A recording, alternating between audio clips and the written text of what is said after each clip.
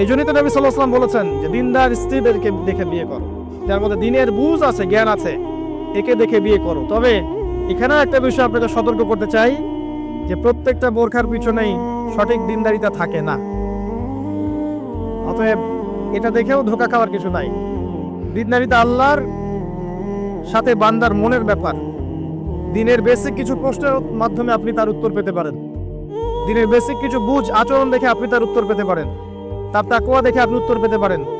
একজন আমিরুল মুমিনিন খলিফা, তিনি রাত্রেবেলা জনগণের অভাব অনটন দেখেন। একদিন দেখতে দেখতে রাতে ক্লান্ত হয়ে পড়লেন, একটা দেয়ালের আড়ালে তিনি দাঁড়িয়ে বিশ্রাম নিচ্ছেন, বসে পড়েছেন। দেয়ালের পিছন থেকে তিনি আওয়াজ শুনছেন, মা আর মেয়ে কথাবার্তা বলছে। মা বলছে দুধে পানি মিশাও, আর মেয়ে বলছে যে ইত্তাকিল্লাহ, হে মা, আল্লাহকে ভয় কর। তার মা বলছে এখানে তো ওমর নাই, ওমরের